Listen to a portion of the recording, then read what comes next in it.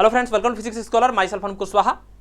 तो ये है मास्टर बैच 2.0 का लेक्चर नंबर 10 और आज की इस क्लास का हमारा टॉपिक है ग्रेविटेशन एंड सैटेलाइट। तो इस क्लास में हम ग्रेविटेशन और सैटेलाइट के टीजीटी और पीजीटी के प्रीवियस ईयर के क्वेश्चंस को डिस्कस करेंगे। बाकी अगर आपने इसके थियरी के लेक्चर को नहीं देखा है और आपका कॉन्सेप्ट क्लियर नहीं है तो डिस्क्रिप्शन में लिंक दिया हुआ है।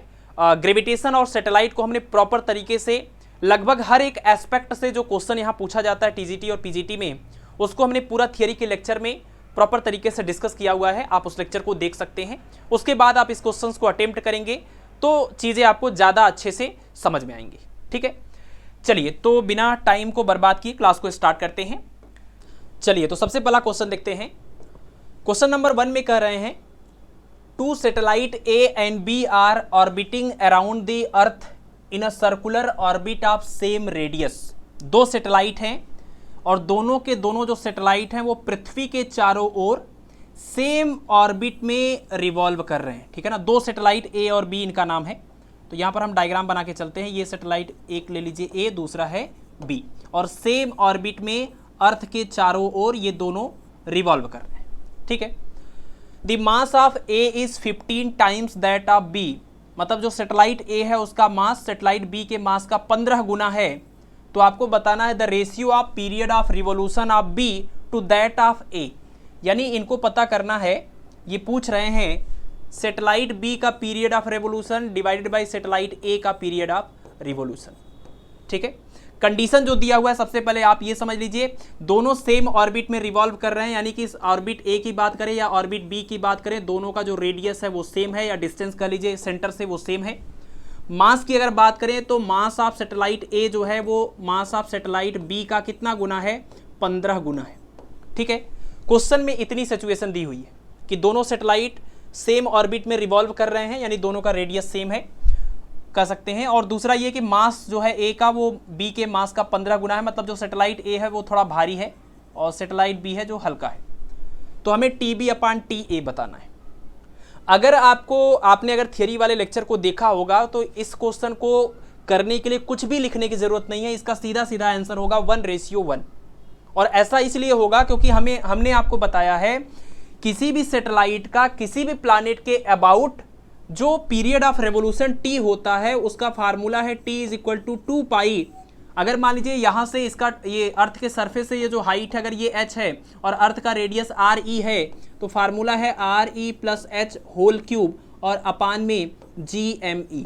और ये फार्मूले में हमने आपको बताया था थियरी वाले लेक्चर में कि ये जो पीरियड ऑफ रिवोल्यूशन होता है किसी भी सैटेलाइट का वो सिर्फ और सिर्फ किसके ऊपर डिपेंड करता है? एच के ऊपर डिपेंड करता है। बाकी जितनी भी चीज़ें यहाँ पर दिख रही हैं वो सब क्या है? कांस्टेंट है। बाकी जितनी चीज़ें दिख रही हैं वो सब की सब क्या है? कांस्टेंट है। ठीक है, तो आपको सिर्फ ये देखना है कि T depends only upon H. T जो है पीरियड ऑफ रिवोल्यूशन सिर्फ हाइट पर डिपेंड करता है कि अर्थ के सरफेस से कितनी हाइट पर वो सैटेलाइट रिवॉल्व कर रहा है। बाकी इसका मास कितना है इस बात से कोई भी फर्क नहीं पड़ता है। तो ये क्वेश्चन सिर्फ और सिर्फ आपको डाइवर्ट करने के लिए था। इसका सीधा सीधा आंसर हो जाएगा कितना? 1:1। ठीक है, बाकी आप चाहें तो इस फार्मूले में ये जो T equal to 2 pi under root G M E under root R E plus H whole cube और अपान में जी एम ई है, आप चाहे तो इस फार्मूले से सॉल्व करके दोनों के लिए अलग अलग वैल्यू कैलकुलेट करके भी चेक कर सकते हैं। जब ये वाली पूरी वैल्यू सेम हो गई दोनों के लिए तो टी1 टी बी और टी ए बी क्या हो जाएगा? सेम हो जाएगा। तो इसको सॉल्व करने की कोई जरूरत है नहीं। इसका ऑप्शन नंबर डी जो है वो करेक्ट हो जाएगा। आप ये फार्मूले को याद कर सकते हैं, ये फार्मूले को आप याद रख सकते हैं। और हम लोग क्या करेंगे, ये जो आर ई प्लस एच है, ये आर ई और प्लस एच है उसी को स्मॉल आर भी बोलते हैं। तो आगे कई जगहों पर हम ये फार्मूला इस तरीके से आर करके भी लिखेंगे, तो आप इसको ध्यान रखिएगा। ठीक है, चलिए इसको आप नोट कर लीजिए। अगले क्वेश्चन की ओर बढ़ते हैं। क्वेश्चन नंबर 2 देखिए। क्वेश्चन नंबर 2 में कह रहे हैं the weight of a certain body on the surface of earth is 90 kilogram weight. मतलब किसी वस्तु का पृथ्वी पर भार 90 किलोग्राम वेट है। ये किलोग्राम वेट क्या होता है? ये किलोग्राम वेट जो है वो फोर्स का यूनिट होता है। Kilogram weight 1 kilogram weight is equal to g newton होता है, जिसको हम 9.8 न्यूटन कहते हैं। ठीक है ना, तो न्यूटन जो कि फोर्स का मात्रक है, बल का मात्रक है, या आप कह सकते हैं भार का मात्रक है। ठीक है, पृथ्वी पर किसी वस्तु का भार एक्चुअल में क्या होता है? किसी भी वस्तु का पृथ्वी पर जो भार है, वेट है, वो क्या है? W is equal to M into में जी। और आप देखिए m इंटू जी का मतलब ये कि किसी भी वस्तु पर जिसका द्रव्यमान m है, पृथ्वी उसको g एक्सिलरेशन से अट्रैक्ट कर रही है, g एक्सिलरेशन से वो नीचे जाती है वस्तु, तो इसका मतलब इस वस्तु के ऊपर लगने वाला जो बल है वो मास इंटू एक्सिलरेशन यानी m इंटू जी है, जो कि इस वस्तु का क्या कहलाता है, भार कहलाता है। तो किसी भी वस्तु का भार पृथ्वी द्वारा उस वस्तु के ऊपर लगाए गए फोर्स के बराबर होता है। तो ये फोर्स या भार एक ही चीज हो गया और ये उसका मात्रक दिया हुआ है। ठीक है, तो पृथ्वी पर किसी वस्तु का भार दिया हुआ है यानी वेट ऑन अर्थ किसी बॉडी का दिया हुआ है, यह है 90 किलोग्राम वेट। और आपको फाइनली पता क्या करना, weight of the body on Mars यानी वेट ऑन मार्स बॉडी का आपको पता करना है। और जो मार्स आपका है वो मार्स का जो मास है, मार्स का जो मास है वो अर्थ के मास का 1/9 टाइम्स है। The mass of Mars is 1/9 times and its radius is half of that. मतलब हम ये कह सकते हैं कि मास ऑफ, ऐसे लिख लीजिए, mass of Mars is equal to 1/9 times of mass of earth. और दूसरा, radius of Mars is equal to 1/2 times of radius of earth. ठीक है, ये क्वेश्चन में दिया हुआ है। सबसे पहले तो आप ये देखिए कि अगर मास दिया हुआ है और रेडियस दिया हुआ है तो हम एक्सेलरेशन निकाल सकते हैं। अगर हम यहाँ पर इस बात को ऐसे इमेजिन करें, ये अर्थ है और यहाँ पर हम मार्स बना देते हैं, इसका जो टोटल मास है वो इसके मास का 1/9 टाइम्स है, इसका जो रेडियस है वो इसके रेडियस का आधा है। सबसे पहला काम हमें ये करना होगा कि मास और रेडियस की बेसिस पर हमें अर्थ पर एक्सेलरेशन और इस मार्स पर एक्सेलरेशन पता करना होगा। और इस यहाँ वाले एक्सेलरेशन को हम जी डैश बोलते हैं, यहाँ वाले एक्सेलरेशन को जी बोल रहे हैं। ठीक है, तो जी इक्वल टू फार्मूला होता है जी एम ई और अपान में आर ई स्क्वायर। ठीक है, ये जी स्मॉल जी और कैपिटल जी का रिलेशन है। सेम फार्मूला हम मार्स के लिए भी यूज करेंगे। बस ये ध्यान रखना है कि अभी जो हम जी के बाद एम लिखेंगे वो मार्स का मास होगा और जो रेडियस लिखेंगे वो भी मार्स का होगा। तो अब इन दोनों वैल्यूज को हम अर्थ के रिस्पेक्ट में अगर लिखें, यहाँ से ये जो इन्फॉर्मेशन दी गई है, mass of Mars equal to 1/9 times of mass of earth और यहाँ पर 1/2 times of radius of earth. तो ये कैलकुलेशन करने पर क्या मिलेगा, जी डैश इक्वल टू 1/9 यहाँ से और 1/2 यहाँ से मिलेगा। ठीक है, और ये 2 कहाँ चला जाएगा, ऊपर, सॉरी यहाँ पर स्क्वायर भी है ना, तो 1/2 का स्क्वायर करेंगे 4 हो जाएगा, 4 ऊपर चला जाएगा, 9 नीचे, यानी 4/9 और मिलेगा जी एम ई और अपान में आर ई स्क्वायर। इसको सिंप्लीफाई करने के बाद, ठीक है, एम एम और आर एम की ये वाली वैल्यू हम रखेंगे तो हमें इसके बाद ये मिलेगा। और ये जो पूरी वैल्यू है वो अर्थ का ग्रेविटेशनल एक्सीलरेशन है। तो जी डैश इक्वल टू हो गया 1/9 और उसके बाद यहाँ पर क्या हो जाएगा जी, तो जी डैश इक्वल टू, सॉरी 1/9 नहीं बल्कि 4/9 जी।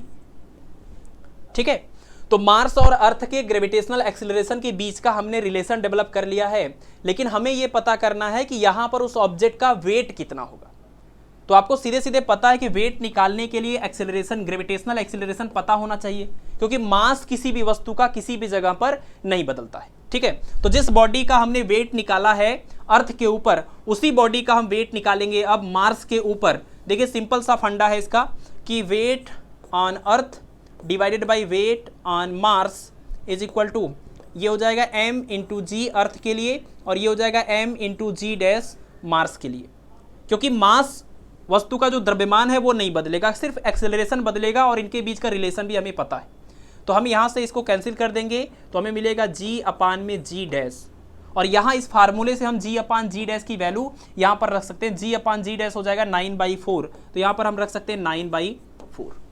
ठीक है, यानी पृथ्वी पर वस्तु का भार बटे में मंगल पर वस्तु का भार बराबर 9/4। तो यहाँ पर हम ये वाली वैल्यू निकालनी हमें, तो W on Mars is equal to हो जाएगा क्रॉस मल्टीप्लिकेशन करने पर 4/9 टाइम्स, है ना, ये 4/9 टाइम्स W ऑन अर्थ, और W ऑन अर्थ आपको क्वेश्चन में दिया हुआ है तो 4/9 टाइम्स, और ये उस वस्तु का भार पृथ्वी पर 90 किलोग्राम वेट। इसको इससे कैंसिल कर दीजिए, कितना हो जाएगा 40 किलोग्राम वेट।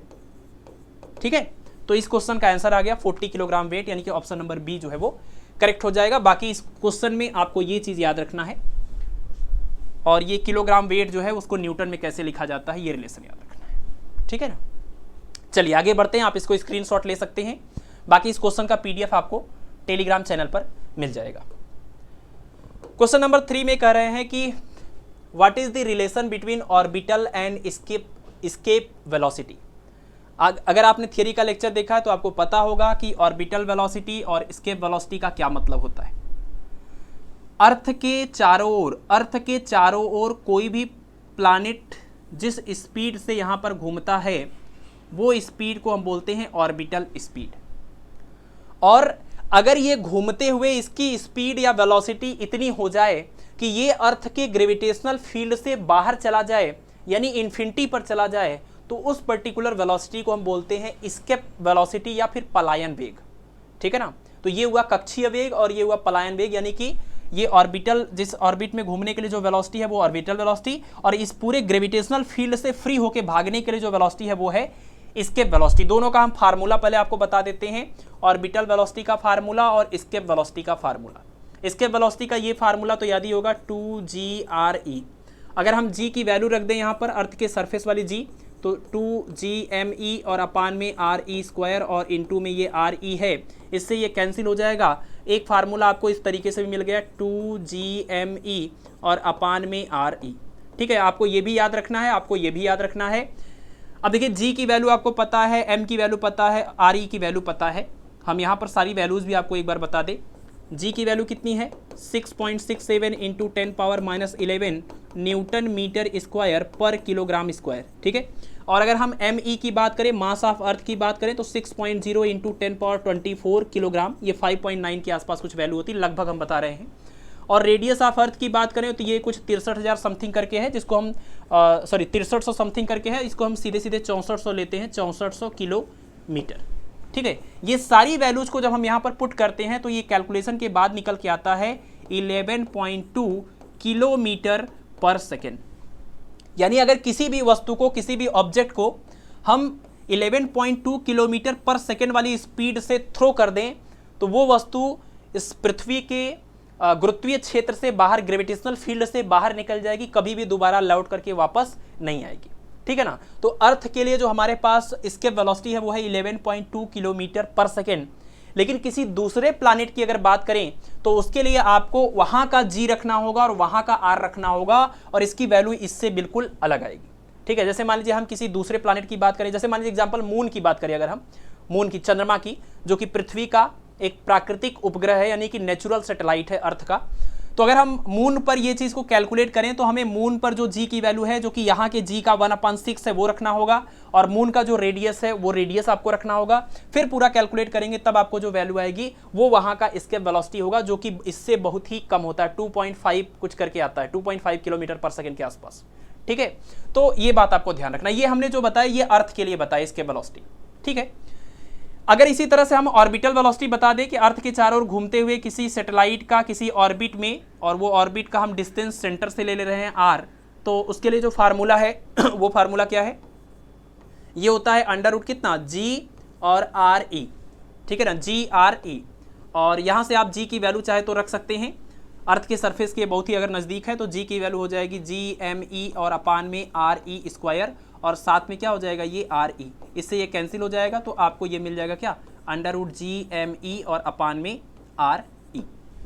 ठीक, अगर अर्थ के सरफेस से ये कुछ हाइट है यहाँ पर तो आप इसको निकाल सकते हैं, RE+H करके आप इसको बोल सकते हैं। ठीक है ना।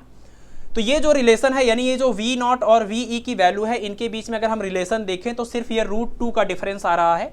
तो ये रिलेशन आप याद रख लीजिए कि V escape is equal to जो √2GRE है, इसको हम लिख सकते हैं √2 इंटू में √GRE, और ये जो है ऑर्बिटल वेलोसिटी है अर्थ के सरफेस के नज़दीक घूमने वाले किसी सैटेलाइट का, तो ये हो जाएगा VE is equal to √2 times VO। ठीक है, तो ये एस्केप वेलोसिटी और ऑर्बिटल वेलोसिटी के बीच का ये रिलेशन है, इसको आपको ध्यान रखना है। और आपको पता है √2 की वैल्यू होती है 1.414, यानी कि अगर हम किसी सैटेलाइट जो घूम रहा है VO वेलोसिटी से, अगर उसकी वेलोसिटी का 1.4 टाइम्स कर दें, 1.4 गुना अगर उसकी वेलोसिटी का हम कर दें उसकी ऑर्बिटल वेलोसिटी का, तो फिर वो सैटेलाइट भाग जाएगा दोबारा से, वो कभी भी ग्रेविटेशनल फील्ड में नहीं आएगा। और इस क्वेश्चन का आंसर आपको मिल गया है, ऑप्शन नंबर ए जो है वो करेक्ट हो जाएगा। ठीक है, चलिए आगे बढ़े। देखिए, ग्रेविटेशन एक ऐसा चैप्टर है कि बिना फार्मूले के तो आप एक कदम इसमें नहीं चल सकते हैं, और ज़्यादातर क्वेश्चन आपको बहुत ही मुश्किल लगेंगे। इसलिए मेरा आपके लिए एक बहुत ही स्ट्रॉन्ग सजेशन है कि थियरी वाले लेक्चर को आप जरूर से ज़रूर देखें, भले ही आप इन क्वेश्चंस को अटेम्प्ट ना करें, क्योंकि यहाँ पर तो हम कुछ लिमिटेड क्वेश्चन ही कर रहे हैं, जैसे 18 से 20 क्वेश्चन आज की इस क्लास में डिस्कस करेंगे, लेकिन ग्रेविटेशन के ऊपर बहुत सारे सवाल पूछे गए हैं और बहुत टाइप से सवाल पूछे गए हैं। तो आपको उसके लिए ये पूरा कॉन्सेप्ट एकदम क्लियर होना चाहिए, फार्मूले आपको आने चाहिए, क्योंकि हम यहाँ पर 1000-2000 सवाल आपको करा के कॉन्सेप्ट नहीं सिखा सकते। तो लिमिटेड नंबर आप क्वेश्चन ही कर रहे हैं, इसलिए ज़रूरी है कि आप ग्रेविटेशन, जो कि अपने आप में काफ़ी लेंदी चैप्टर है, आपको उसका पूरा कॉन्सेप्ट प्रॉपर तरीके से याद होना चाहिए, फार्मूले सारे याद होने चाहिए। इसके लिए आप नोट्स का उपयोग कर सकते हैं या फिर आप लेक्चर देख सकते हैं। ठीक है, चलिए आगे बढ़ते हैं। नेक्स्ट क्वेश्चन हमारा क्वेश्चन नंबर 4 है। केपलर्स सेकेंड लॉ, जिसको हम एरियल वेलोसिटी बोलते हैं। केपलर सेकेंड लॉ में क्या होता है कि areal velocity remains constant is equivalent to which of the following conservation laws. Kepler का जो ग्रहों का नियम है, Kepler's law of planetary motion, उसमें 3 लॉज है केपलर ने दिए थे। आपको ये बताना है कि जो सेकंड वाला लॉ है, जो कहता है कि एरियल वेलोसिटी किसी भी प्लैनेट का कांस्टेंट होता है सन के अबाउट, वो कॉन्सेप्ट जो है, ये जो लॉ है, वो कौन सी क्वांटिटी के, किस फिजिकल क्वांटिटी के कंजर्वेशन लॉ को बताती है। सबसे पहले तो हम आपको केपलर के तीनों लॉज एक बार याद करा देते हैं। Kepler's laws of planetary motion, 3 laws होते हैं इनके टोटल। सबसे पहला जो है उसको हम बोलते हैं law of orbit, law of orbit. जो सेकेंड लॉ है उसको हम बोलते हैं law of areal velocity, law of areal velocity, जिसकी बात इस क्वेश्चन में की जा रही है। और तीसरा जो है इसको हम लॉ ऑफ टाइम पीरियड बोलते हैं, लॉ ऑफ टाइम पीरियड। ठीक है, अब देखिए इन तीनों में क्या क्या बातें बोली गई हैं वो हम आपको बता दें। लॉ ऑफ ऑर्बिट ये बोलता है कि कोई भी प्लैनेट सन के अबाउट एक इलिप्टिकल ऑर्बिट में घूमता है। सबसे पहली बात, इलिप्टिकल ऑर्बिट में घूमता है। दूसरा point, law of areal speed क्या बोलता है कि कोई भी प्लैनेट सन के अबाउट जब घूमता है तो वो इक्वल टाइम में इक्वल एरिया कवर करता है, इक्वल टाइम में इक्वल एरिया स्वेप्ट करता है, जिसका फार्मूला है dA/dt, areal velocity is equal to J/2m। और केपलर के लॉ के अकॉर्डिंग ये जो एरियल वेलोसिटी है वो कांस्टेंट होता है। और आप जरा देखिए, अगर ये dA/dt जो कि J/2m के बराबर है, अगर ये पूरा कांस्टेंट है, तो आपको पता है कि मास तो बदल नहीं रहा प्लैनेट का, तो मास भी अगर कांस्टेंट हुआ, यानी ये इसको मल्टीप्लाई करेंगे, ये भी कांस्टेंट में चला जाएगा। इससे कंक्लूजन ये निकल रहा है कि J इज इक्वल टू क्या, कांस्टेंट। और J क्या है यहाँ पर, J is the angular momentum of the planet. ठीक है ना, J क्या है, एंगुलर मोमेंटम। अगर J कांस्टेंट हुआ, इसका मतलब J1 is equal to J2, इसका मतलब कि I1 ω1 is equal to I2 ω2। ये फार्मूला आप याद रखिए, इसके ऊपर आगे हम एक कोई क्वेश्चन भी करने वाले हैं इस कॉन्सेप्ट को यूज करके। ठीक है, तो आपको ध्यान रखना है, किसी भी प्लैनेट की अगर हम बात कर रहे हैं जो कि सन के अबाउट रिवॉल्व कर रहा है, केपलर के सेकेंड लॉ के अकॉर्डिंग उसका एरियल स्पीड कांस्टेंट है। एरियल स्पीड कांस्टेंट होने का कंक्लूजन निकल के आ रहा है कि एंगुलर मोमेंटम कांस्टेंट है। और अगर एंगुलर मोमेंटम कांस्टेंट है तो I1 ω1 इक्वल टू I2 ω2, ये हम किसी भी प्लैनेट के लिए यूज कर सकते हैं। ठीक है ना, किसी भी प्लैनेट के लिए उसका एंगुलर मोमेंटम जो है वो कंजर्व है। ये चीज़ को हम यूज करके किसी भी क्वेश्चन को सॉल्व कर सकते हैं। अगर हमें I और ओमेगा में से दो, इसमें से मतलब I1 ω1 I2 ω2 में से 3 वैल्यूज पता हो और एक वैल्यू पता करनी हो, तो ये फार्मूला हम यूज कर सकते हैं। और इस क्वेश्चन का आंसर हो गया एंगुलर मोमेंटम, यानी ऑप्शन नंबर सी। ठीक है, और तीसरा आपको पता है लॉ ऑफ टाइम पीरियड, इसको भी आप ध्यान रखें। लॉ ऑफ टाइम पीरियड इतना बोलता है कि किसी भी प्लैनेट का सन के अबाउट जो पीरियड ऑफ रिवोल्यूशन है, मतलब एक चक्कर पूरा करने में जो टाइम लगता है, वो उसका स्क्वायर r3, मतलब कि प्लैनेट और सन के बीच की जो डिस्टेंस है उसके क्यूब के डायरेक्टली प्रोपोर्शनल है। ठीक है, अगर इसको इलिप्टिकल पाथ के अकॉर्डिंग देखें तो सेमी मेजर एक्सिस के क्यूब के डायरेक्टली प्रोपोर्शनल है। ठीक, तो ये 3 बातें आपको ध्यान रखनी है, जिसमें से ये दोनों जो पॉइंट हैं इनके ऊपर क्वेश्चन आपको करने होंगे। इसके ऊपर भी क्वेश्चन हम करेंगे और इसके ऊपर भी क्वेश्चन करेंगे। ठीक, तो इसका आंसर आप याद रखें, ये ऑप्शन नंबर सी जो है वो करेक्ट हो जाएगा। बाकी देखिए, ये चीज़ को आप एक और जगह समझ सकते थे, एंगुलर मोमेंटम का जो कंजर्वेशन है। किसी भी प्लैनेट की अगर हम बात करें तो आपको पता है कोई भी प्लैनेट जब सन के अबाउट घूम रहा है तो उसके ऊपर लग रहा है एक ग्रेविटेशनल फोर्स, और ग्रेविटेशनल फोर्स जो है वो सेंट्रल फोर्स की कैटेगरी में आता है। पिछली क्लास में हमने सर्कुलर मोशन वाले लेक्चर में किया था। और सेंट्रल फोर्स की खास बात ये होती है कि सेंट्रल फोर्स को हम लिखते हैं कुछ इस तरीके से, Fr और वेक्टर r। और सेंट्रल फोर्स के लिए जब हम टॉर्क निकालते हैं टाउ, तो वो आता है 0, और टाउ इक्वल टू होता है dJ/dt, तो ये हो जाता है 0, जिससे कंक्लूजन निकल के आता है J is equal to constant, या फिर कह सकते हैं कंजर्व, है ना। तो ये चीज़ भी हम यूज कर सकते थे, किसी भी तरह से हम आए, फाइनल कंक्लूजन यही निकल रहा है, किसी भी प्लैनेट का एंगुलर मोमेंटम क्या है, कंजर्व है या फिर कॉन्स्टेंट है। ठीक है ना, चलिए आगे बढ़ते हैं, अगला क्वेश्चन देखिए, क्वेश्चन नंबर 4, क्योंकि लेक्चर बहुत ज़्यादा लेंदी होने पर थोड़ी सी दिक्कत होने लगती है। और आज की क्लास में टोटल 20 क्वेश्चन हमारे पास है, जिसमें से 18 क्वेश्चन हम सॉल्व करेंगे और 2 क्वेश्चन आपके लिए होमवर्क होगा, ठीक है। तो क्वेश्चन नंबर 5 में कह रहे हैं, if the radius of earth were to shrink 1%, its mass remaining the same, the acceleration due to gravity on the earth surface would decrease, remains unchanged, increase या नथिंग कैन बी सेड। अगर पृथ्वी का जो कह रहे हैं कि if the radius of earth, अगर पृथ्वी का ये जो रेडियस है, अगर ये रेडियस 1% सिकुड़ जाए, अगर ये 1% सिकुड़ जाए, छोटा हो जाए, तो आपको बताना है कि यहाँ पर अर्थ के सरफेस पर जो acceleration due to gravity G है, जैसे ये पहले जी था और अभी मान लीजिए जी डैश है, तो आपको बताना है कि जो नया जी डैश आएगा वो इस जी से कम होगा, ज़्यादा होगा, या फिर इसमें से क्या होगा, ठीक। तो आपको पता है कि जी की वैल्यू किसके ऊपर डिपेंड करती है, जी इक्वल टू होता है जी एम ई और अपान में आर ई स्क्वायर, ये फार्मूला होता है। और इस फार्मूले से साफ साफ पता चल रहा है कि जो जी की वैल्यू है वो एम के ऊपर डिपेंड करता है और आर के ऊपर डिपेंड करता है, मतलब अर्थ के या किसी भी प्लैनेट के मास और उसके रेडियस के ऊपर वहाँ का एक्सेलरेशन डिपेंड करता है। अब इस क्वेश्चन में अर्थ की बात की गई है और उसमें कह रहे हैं कि रेडियस जो है वो श्रिंक हो रहा है, मतलब आर की वैल्यू कम हो रही है, लेकिन जो मास है वो सेम है, मतलब मास नहीं वेरी कर रहा है। आप देखिए जी की वैल्यू मास और आर दोनों के ऊपर डिपेंड करता है, अगर ये दोनों वेरी करते तब ये डिसाइड करना थोड़ा मुश्किल होता कि जी की वैल्यू पर क्या फर्क पड़ेगा, क्योंकि जैसा मास और रेडियस में हम चेंज करेंगे, मास बढ़ाने से जी बढ़ रहा है और रेडियस बढ़ाने से जी घट रहा है, तो उसके अकॉर्डिंग हमें देखना होता है कि फाइनली जी पर क्या इफेक्ट पड़ेगा। इस क्वेश्चन में काफी आसान हो गया कि आपसे करेंगे मास जो है वेरी नहीं हो रहा है, मास वेरी नहीं हो रहा है, तो इसका मतलब ये पूरा क्या हो गया, ये पूरा का पूरा एज अ कांस्टेंट ट्रीट होगा। इसका मतलब जो जी की वैल्यू है वो आर के ऊपर डिपेंड करेगी, और जी जो है वो आर के ऊपर इस तरीके से डिपेंड कर रही है कि आर की वैल्यू अगर हम बढ़ाएंगे तो जी की वैल्यू घटेगी, क्योंकि इनवर्सली प्रोपोर्शनल है। जी की वैल्यू आर के स्क्वायर के इनवर्सली प्रोपोर्शनल है, तो ये बढ़ेगा तो ये घटेगा, ये घटेगा तो ये बढ़ेगा। तो क्वेश्चन में रेडियस क्या कर रहे हैं, रेडियस को घटा रहे हैं, तो जी की वैल्यू क्या हो जाएगी, बढ़ जाएगी, यानी ऑप्शन नंबर सी जो है वो करेक्ट हो जाएगा। एक और क्वेश्चन आता है, मैं आपको यहाँ पर बता देता हूँ। जैसे यहाँ पर देखिए, ये तो आंसर आपको मिल गया। एक क्वेश्चन इस तरीके से आता है कि आपको दिया जाएगा कि रेडियस में इतने % का चेंज हो रहा है, तो आपको बताना है जी की वैल्यू में कितने % का चेंज होगा। फॉर एग्जाम्पल यही क्वेश्चन है, इन्होंने कहा कि रेडियस में अगर 1% का चेंज कर दें तो जी की वैल्यू पर क्या प्रभाव पड़ेगा।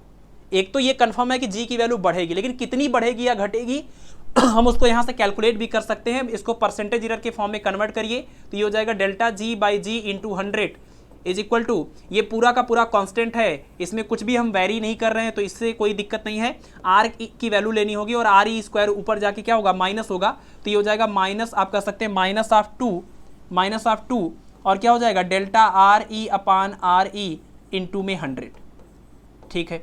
अब इस क्वेश्चन में कह रहे थे कि जो रेडियस है, देखिए delta R E upon R E into 100, ये कह रहे हैं रेडियस जो है वो 1% कम हो रहा है, मतलब 1% कम कर रहे हैं जो ना, वो 1% तो होगा लेकिन माइनस में, और यहाँ माइनस है तो minus of 2 into minus of 1% is equal to क्या हो जाएगा 2%। यानी एक्चुअल में होगा क्या कि अगर हम इसके रेडियस को 1% कम करते हैं, माइनस का मतलब कम कर रहे हैं, तो इसका जो ग्रेविटेशनल एक्सीलरेशन जी है वो जो है 2% बढ़ जाएगा, क्योंकि ये रिजल्ट क्या आ रहा है, प्लस में आ रहा है, ठीक है ना। तो हमने वैल्यू भी आपको बता दी कि 2% बढ़ेगा, और यहाँ तो सिर्फ ये पूछे थे कि ये बढ़ेगा कि नहीं घटेगा, ठीक है ना, तो बढ़ेगा और 2% बढ़ेगा।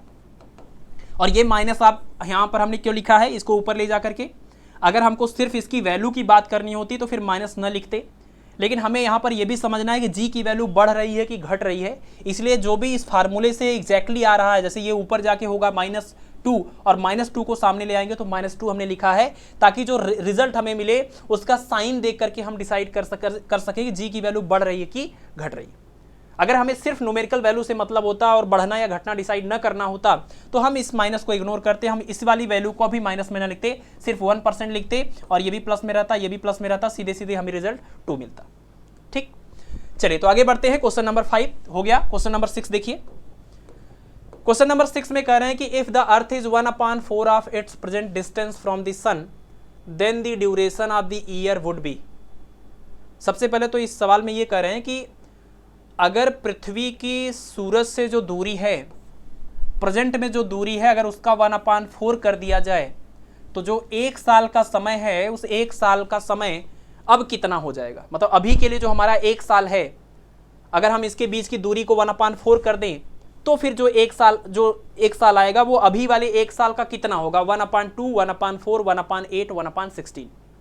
ठीक है ना। तो यहां पर अगर हम मान लीजिए ये बना देते हैं हम सन, और ये हो गया अर्थ, और सन और अर्थ के बीच की ये कुछ इस टाइम डिस्टेंस है। दूसरे केस में कह रहे हैं कि अगर हम सन और अर्थ के बीच की डिस्टेंस को इस वाली डिस्टेंस का 1/4 कर दें तो यहां पर जो 1 ईयर है और यहां पर जो 1 ईयर है उसमें क्या संबंध है। यहां पर जो पीरियड ऑफ रिवोल्यूशन है अर्थ का सन के चारों ओर, उसको हम बोल रहे हैं कितना, 1 ईयर।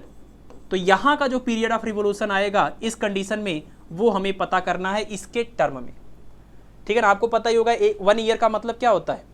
अगर हम इस बात को समझें, ये हमारा अगर सन है और यहां पर अगर अर्थ है, तो अर्थ जो है सन के चारों ओर जब जो घूमती है और घूमने में जो समय लगाती है, एक तो इसको हम क्या बोल रहे हैं, रिवोल्यूशन, है ना। अर्थ जो है सन के चारों ओर जब घूमती है गोल गोल, इसको हम रिवोल्यूशन बोलते हैं। और रिवोल्यूशन पूरा करने में जो टाइम लगता है उसी को हम 1 साल बोलते हैं और कहते हैं कि 1 साल में कितने दिन हैं, 365 दिन है।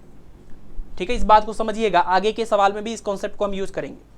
अर्थ सन के अबाउट या कोई भी प्लैनेट सन के अबाउट रिवॉल्व करने में जितना टाइम लेती है उसी टाइम को हम 1 साल नाम देते हैं। उसी में पूरा 1 साल कंप्लीट होता है जिसमें 365 दिन होते हैं। ठीक, और इसको रिवोल्यूशन नाम देते हैं। लेकिन ये जो प्लैनेट है अगर वो खुद के एक्सिस पर अगर हम इसकी बात करें, मतलब ये वाली चीज को तो हम रिवोल्यूशन बोल रहे हैं, लेकिन खुद के एक्सिस के अबाउट ये ऐसे ऐसे रोटेट भी करती है, अर्थ ऐसे स्पिन भी करती है, इसको हम बोलते हैं रोटेशन। और अर्थ जो है अपने एक्सिस पर एक रोटेशन पूरा करने में जितना टाइम लेती है वो टाइम पीरियड जो है रोटेशन का टाइम पीरियड यानी पीरियड ऑफ रोटेशन है, और ये है पीरियड ऑफ रिवोल्यूशन। तो ये जो पीरियड ऑफ रोटेशन है इसको हम बोलते हैं 1 दिन, और इसमें होते हैं 24 घंटे। ठीक है, बहुत ही इंपॉर्टेंट बात आपको ये बता रहे हैं, इसको आप नोट कर लीजिएगा। इसी के कॉन्सेप्ट के ऊपर हम क्वेश्चन सॉल्व करने वाले। जैसे आपसे कभी पूछ ले कि कोई चीज़ इस तरीके से घूम रही है और उसके घूमने की स्पीड बढ़ गई या घट गई, तो आपको बताना है कि 1 साल में अब कितने दिन होंगे। 1 साल बोलने का मतलब यहां पर यह है सीधा सीधा कि एक रिवॉल्यूशन कंप्लीट करने का टाइम पीरियड, और 1 दिन बोलने का मतलब है कि एक अपने एक्सिस पर एक पूरा रोटेशन कंप्लीट करने का टाइम पीरियड, जिसको हम 1 दिन या इधर 1 साल बोल रहे हैं। ठीक है, तो यहां पर कह रहे हैं कि नया जो है एक नया 1 ईयर जो आएगा, मतलब नया जो टाइम पीरियड आएगा वो टाइम पीरियड इस वाले टाइम पीरियड का कितना होगा, 1/2, 1/4, 1/8, 1/16। ठीक है, अब सवाल आप लोग समझ गए होंगे। अब इसको सॉल्व करते हैं। सबसे पहले तो आपको पता है कि यहां पर हम Kepler's law planetary motion use कर सकते हैं कि कोई भी प्लैनेट कोई भी प्लैनेट सन के अबाउट जो रिवॉल्व कर रही है उसका जो पीरियड ऑफ रिवोल्यूशन है वो उनके बीच की डिस्टेंस के क्यूब के डायरेक्टली प्रोपोर्शनल है। या तो आप सीधे सीधे इस बात को एक्सेप्ट करिए केपलर के प्लैनेटरी मोशन का जो थर्ड लॉ है वहां से, या तो आप ये फार्मूले पर आ जाइए, t = 2 और अंडर हम इसको लिखते हैं r³ और अपान में क्या GME, जहां पर r का मतलब यही है RE प्लस में क्या h, मतलब सरफेस से यहां मतलब इसके सेंटर से इसके सेंटर के बीच की डिस्टेंस। बाकी इसमें से RE आप अर्थ का रेडियस ले सकते हैं, बाकी जो डिस्टेंस बचा वो इसके सेंटर से इसके सरफेस के बीच की हाइट ले सकते हैं। ठीक है, तो यही जो RE प्लस h है उसी को हम स्मॉल r बोल रहे हैं। और यहां से आप इसको जब सिंप्लीफाई करेंगे स्क्वायर करके, तो स्क्वायर करने के बाद ये t² और यहाँ स्क्वायर रूट हट जाएगा, r³ आएगा, क्योंकि बाकी सारी चीजें क्या हैं, कांस्टेंट है। तो इस बात को आप चाहे इस फार्मूले से समझिए, चाहे आप Kepler's law planetary motion use करिए, पहुंचेंगे आप सेम जगह पर। और उसके बाद आपको क्या करना है, इस क्वेश्चन को सॉल्व करना है इसी फार्मूले को यूज करते हुए। तो देखिए क्या हो जाएगा, ये t1² upon t2² is equal to r1³ और अपान में r2³। वैल्यू रख दीजिए r1 और r2 की। r1 मतलब इनिशियल कंडीशन में डिस्टेंस r था, और r2 का मतलब फाइनल कंडीशन में ये r/4 है, और इन दोनों का पावर 3 है तो हम इसको होल पावर 3 कर रहे हैं। r से r कैंसिल होगा, 4 ऊपर जाएगा, 4 का क्यूब करिए तो 4 × 4 16 × 4 64 है ना। तो कितना आ गया, t1² upon t2² is equal to 64। Square root ले लीजिए तो आपको मिलेगा t1 upon t2 is equal to 64। तो आपको यहाँ से t2 निकालना है ना, t2 निकालना है कि t1 निकालना है। यहाँ पर आपको t1 पता है तो आपको यहाँ से निकालना है t2। ठीक है, यहाँ से आपको t2 निकालना है, तो t2 निकल जाएगा आपका t2 इज इक्वल टू, एक सेकेंड इसका भी स्क्वायर रूट होगा ना, ये गलत हो गया, इसका भी स्क्वायर रूट होगा ना, इधर हुआ तो इसका 8 हो जाएगा। तो यहाँ से हमें T2 मिल जाएगा, T2 इक्वल टू T1/8। और T1 इनिशियल कंडीशन में जो पीरियड ऑफ रिवोल्यूशन है उसी को तो हम 1 ईयर बोलते हैं, 1 साल बोलते हैं। तो इसका मतलब 1 ईयर और डिवाइडेड बाई कितना, 8। नया जो पीरियड ऑफ रिवोल्यूशन हो जाएगा वो करंट वाले पीरियड ऑफ रिवोल्यूशन यानी 1 ईयर का 1/8 टाइम्स हो जाएगा। ऑप्शन नंबर सी जो है वो करेक्ट है। ठीक है, तो ये क्वेश्चन काफ़ी अच्छा था, बढ़िया था। और इस तरह के क्वेश्चंस पूछे जाते हैं जिसमें आर की वैल्यू को चेंज करते हैं, मास को चेंज करते हैं, फिर उसके हिसाब से आपको टी को डिसाइड करना होता है। आगे बढ़ते हैं, अगला क्वेश्चन देखते हैं, क्वेश्चन नंबर 7। तो क्वेश्चन नंबर 7 में कह रहे हैं कि at a height equal to the radius of earth the acceleration due to gravity will be. पृथ्वी की सतह से कितनी ऊंचाई पर जाना है, जितनी की पृथ्वी की त्रिज्या है, यानी अर्थ का रेडियस है। अर्थ के रेडियस के इक्वल, ये रेडियस है, अर्थ के रेडियस के इक्वल हाइट पर जाने पर जी की वैल्यू कितनी होगी ये आपको बतानी है। यहाँ से कितनी हाइट पर जाएंगे, रेडियस के इक्वल यानी h is equal to R. यहाँ पर आपको बताना है जी की वैल्यू कितनी होगी, एक्सेलरेशन ड्यू टू ग्रेविटी कितना होगा। और अर्थ के सरफेस पर जो एक्सेलरेशन ड्यू टू ग्रेविटी होता है उसको हम जी बोलते हैं, जिसकी वैल्यू हम 9.8 लिखते हैं। ठीक है, तो आपको पता है कि हाइट पर जाने पर जी की वैल्यू कैसे चेंज होती है। हाइट पर जाने पर जी की वैल्यू में जो चेंज आता है उसके लिए फार्मूला है g dash equal to g upon 1 plus H upon R E whole power 2। और अगर h की वैल्यू r से बहुत कम है, ये भी ध्यान रखें, अगर h की वैल्यू r से बहुत ही कम है तो हम इसमें बाइनोमियल थ्योरम यूज करते हैं और उसके बेसिस पर ये फार्मूला हो जाता है g dash equal to g into 1 minus 2h upon R E. ध्यान रखिएगा, दोनों के दोनों फार्मूले सरफेस से ऊपर जाते टाइम ही यूज करेंगे, लेकिन ये नॉर्मल कंडीशन में यूज होगा और ये तब यूज होगा जब अर्थ के सरफेस के हम बहुत नज़दीक होंगे, यानी अर्थ के सरफेस से जो हाइट होगी वो रेडियस के रिस्पेक्ट में बहुत ही कम होगी, तब हम ये फार्मूला यूज करेंगे। और दूसरा, अगर हम अर्थ के सरफेस से नीचे जा रहे हों, ऐसे में जी की वैल्यू का क्या वेरिएशन कैसे होता है, तो इसका फार्मूला है g dash is equal to g into 1 minus H upon R E. ठीक है, दोनों फार्मूले आपको याद रखने, और दोनों ही केस में जो जी डैश निकल के आता है, चाहे हम अर्थ के सरफेस से ऊपर जाएं चाहे हम अर्थ के सरफेस से नीचे जाएं, हमेशा जी डैश की वैल्यू जी से क्या होती है, कम होती है। यानी आप कह सकते हैं जो जी की वैल्यू होती है, जी अर्थ के सरफेस पर 9.8 वाली वैल्यू, यही मैक्सिमम पॉसिबल वैल्यू है। बाकी आप अर्थ के सरफेस से ऊपर जाइए तब भी इससे कम होगा, इसके अंदर जाइए तब भी इससे कम होगा। और अंदर जाते टाइम अगर हम देखें h इक्वल टू आर, इस क्वेश्चन के साथ बहुत सारी चीजें जुड़ी हैं। अगर हम h equal to R E कर दें, मतलब कि कितना डेप्थ में चले जाएं, बिल्कुल रेडियस के बराबर डेप्थ में चले जाएं, दैट मीन सेंटर पर अगर पहुंच जाएं h की वैल्यू आर ई के बराबर, तो 1 माइनस ये h और r सेम है, इससे ये कैंसिल होकर 1 आएगा। ये पूरा रिजल्ट कितना आ गया, जी डैश इक्वल टू 0। और जी डैश इक्वल टू 0 मतलब w डैश कितना हो जाएगा, m इंटू जी डैश, यानी m चाहे जो हो लेकिन जी डैश 0 होने से w क्या हो जाएगा, 0। मतलब अर्थ के सेंटर पर अगर आप जाते हैं तो आपको जो अपना भार महसूस होगा वो भार हमेशा 0 महसूस होगा, चाहे आपका मास कुछ भी हो, क्योंकि यहां पर जी की वैल्यू क्या है, 0 है। ठीक है, तो हमने आपको वेटलेसनेस की 3 कंडीशन बताई थी किसी एक पीछे की क्लास में, वो चीज हम फिर से आपको रिपीट करते हैं। कहां कहां आपको वेटलेसनेस फील होता है, कहां पर आपको अपना भार 0 महसूस होता है। एक केस तो आपको किसी भी आर्टिफिशियल सैटेलाइट का लेना है। किसी भी आर्टिफिशियल सैटेलाइट के अंदर अगर आप बैठेंगे तो आपको अपना भार 0 महसूस होगा, यानी कि ये वेटलेसनेस की एक कंडीशन है। दूसरी कंडीशन ये है कि अगर कोई लिफ्ट है और वो लिफ्ट नीचे उतर रहा है और उसका जो धागा है लिफ्ट का वो टूट जाए, तो वो लिफ्ट जी एक्सेलरेशन से नीचे आएगा। ऐसे में भी आपको अपना भार महसूस नहीं होगा। अगर लिफ्ट टूट गया, नीचे आते हुए उसकी डोरी टूट जाए, तो आपको अपना भार महसूस नहीं होगा, वो भी वेटलेसनेस की एक कंडीशन है। और तीसरी कंडीशन ये है कि अर्थ के सेंटर पर, एट अर्थ सेंटर, अगर आप अर्थ के सेंटर पर चले जाते हैं वहां पर आपको अपना भार कभी नहीं महसूस होगा, यानी ये भी क्या है, वेटलेसनेस की एक कंडीशन है। तो ये तीनों वेटलेसनेस की कंडीशन याद रखिए। अर्थ के सेंटर पर जी की वैल्यू आप याद रखिए। बाकी इस क्वेश्चन को तो हम सॉल्व कर ही लेंगे अगर हमारे पास ये वाला फार्मूला है ना, ये वाला फार्मूला अगर है हाइट वाला, तो हम ये क्वेश्चन सॉल्व कर सकते हैं। इसमें यही कहा गया है कि कितनी ऊपर जाना है, अर्थ के रेडियस के बराबर ऊपर जाना है। नीचे तो आने पर 0 हो गया, लेकिन ऊपर जाने पर यहाँ 0 नहीं होगा। ये इस फार्मूले से हम निकालेंगे। यहाँ पर h की जगह पर आर ई रखेंगे, ये दोनों कैंसिल होके बनेगा 1, तो 1 + 1 का स्क्वायर यानी 2 का स्क्वायर 4। तो आपको यहाँ से आंसर मिल गया जी डैश इक्वल टू जी अपान 4। इसको आप सॉल्व करेंगे, h की जगह पर आर ई रख के, तो आपको मिल गया जी डैश इक्वल टू कितना, g/4। 4 यानी कि ऑप्शन नंबर जो सी है वो करेक्ट हो जाएगा।